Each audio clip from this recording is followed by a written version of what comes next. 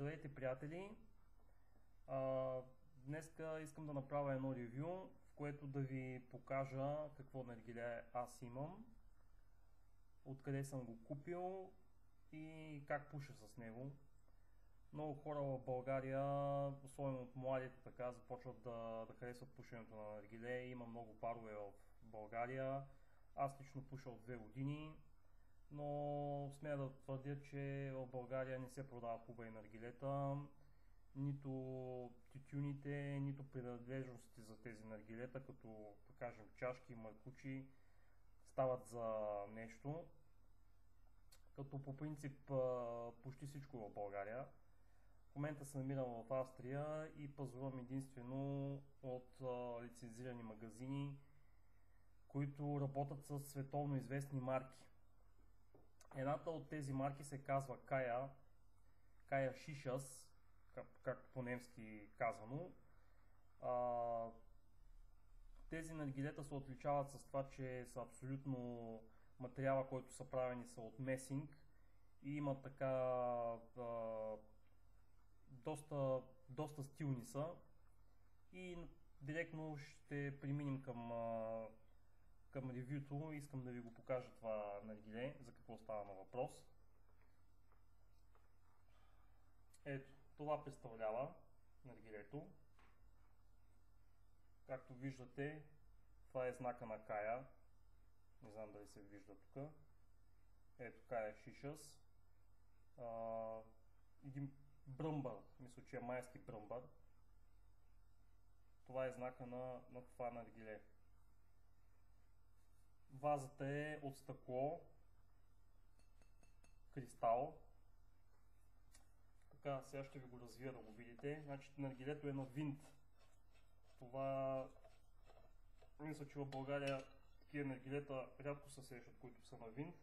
Но в Европа това е основно понятие. Значи едно наргиле трябва да е на винт, за да наистина да се получава добро пушене. Това е главата. Ето вижте колко е широка, с уплътнението. Това е чинийката. Или тавичката, не знам как може да го наречем, където всеки знае, че се слагат въглените, когато трябва да се изтръскат от самата пепел. Ето го, това е тръбата, която се пуши от нея. Цялата е черна, с поцинкована стомана отвънка, а отвътре е месинг. Ето вижте. Тук така се развива.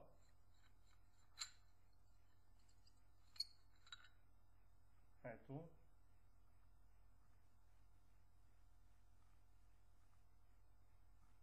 Доста е тежко. Ето отвътре как изглежда.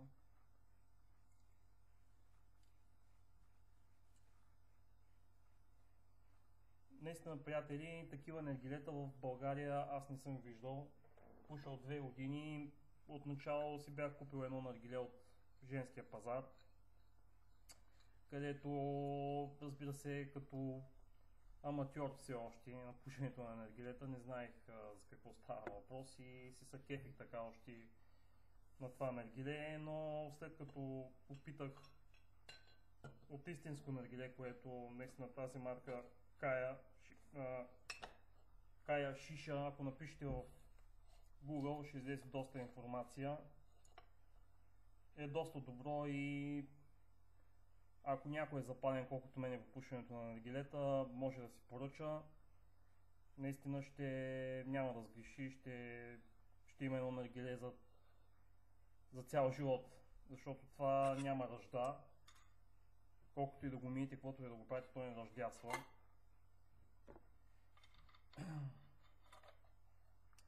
Другото нещо, което е важно, значи първо наргилето трябва да ви е хубаво, да е от хубав материал, ако не е от месинг, поне да е от стомана, не ръждавеема.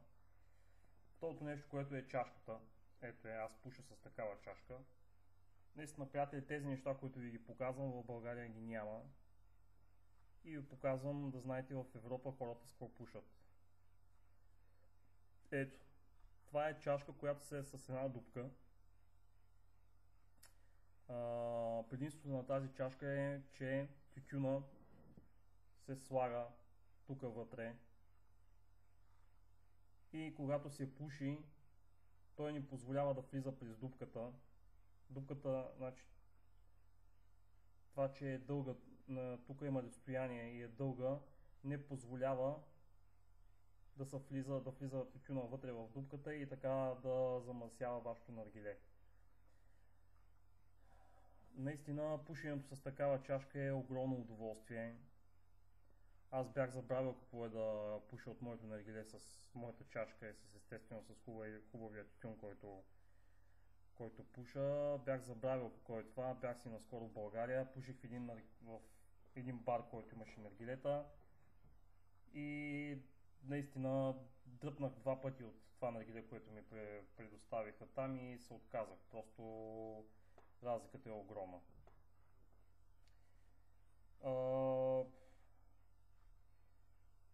Не знам, ако съм могъл да ви бъда с нещо полезен, може да ме намерите на Skype Илиан_79 за повече информация, но основните правила на наргилето е да се пуши хубав тютюн, да имаш хубаво наргиле, да имаш хубава чашка и естествено хубави тютюни.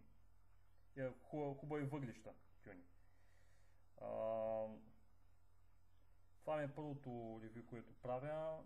Гледал съм до сега блога на Юруков, така задимено съм чел коментари, до някъде съм съгласен с тях, до някъде не. Но смея да твърдя, че винаги когато си направя моето наргиле с тази чашка и с подходящия тютюн, просто става перфектно и няма абсолютно никакви недъзи, така ако мога да би го казал. Довиждане, приятели, това беше всичко. По-нататък ще направим и ревю за някои тютюни, за да ви обясна кои тютюни се предлагат в чужбина и откъде можете да си ги закупите. За сега времето няма да ни стигне, но искам да знаете, че в България хубави тютюни няма и това ще го разберете някой ден, след като опитате от другите. Довиждане и до нови срещи!